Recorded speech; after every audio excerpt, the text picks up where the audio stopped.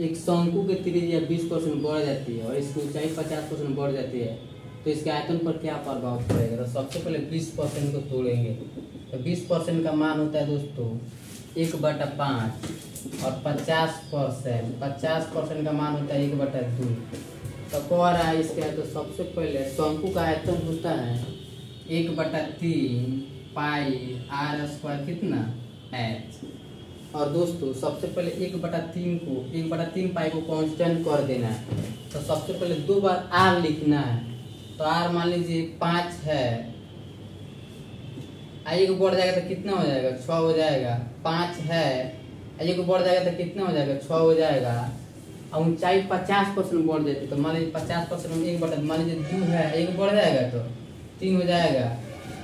तो इसके आयतन मान लीजिए शुरुआत में इसके आयतन 100 है, निकालना है तो आप इसको x मान सकते हैं।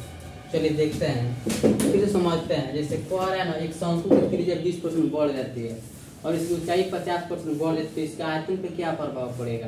तो शंकु का आयतन होता है 1/3 पाई आर स्क्वायर है। तो आर को 2 बार इसको कांस्टेंट कर देना है। तो आर को 2 बार लिखना है, 1 बार हाइट को लिखना है। तो मान लीजिए शुरुआत में 5 1 बढ़ जाएगा तो 6 हो जाएगा। 5 है 6 हो जाएगा। ऊंचाई मान लीजिए 2 1 बढ़ जाएगा तो 3 हो जाएगा। तो 25 दूनी 50 से 1 कट जाएगा तो 2 मार्क में, तो x बराबर हो जाएगा 736 108 दूनी 216। कितना हो जाएगा 216। 100 है आज 216 हो तो कितना बढ़ जाएगा? तो कहिएगा 116% बढ़ जाएगा और यही इसका आंसर हो जाएगा। चलिए दोस्तों एक और क्वेश्चन देखते हैं। जैसे गोला का त्रिज्या 30% बढ़ जाती है, तो इसके आयतन पर क्या प्रभाव पड़ेगा? तो हमको मालूम है गोला का आयतन होता है 4/3 पाई आर क्यूब। तो दोस्तों 4/3 पाई को आप क्या करना है? कांस्टेंट कर देना है। तो सबसे पहले इस गोला की त्रिज्या 30% बढ़ जाती है। तो मान लीजिए शुरुआत में इसकी त्रिज्या 100 है, 30% बढ़ जाएगी तो 130 हो जाएगा। शुरुआत में इसकी त्रिज्या 100 है, 30 बढ़ जाएगी 130 हो जाएगा। शुरुआत में इसकी त्रिज्या 100 है, 30 बढ़ जाएगा तो 130 हो जाएगा।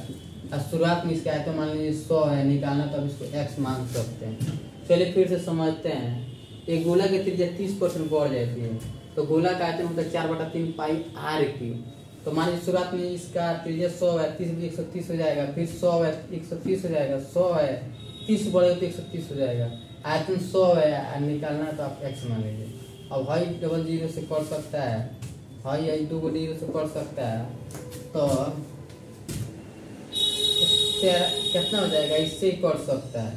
तो कितना हो जाएगा? 13 का क्यूब बच जाएगा ऊपर, यहाँ 10 बचेगा, यहाँ x बचेगा।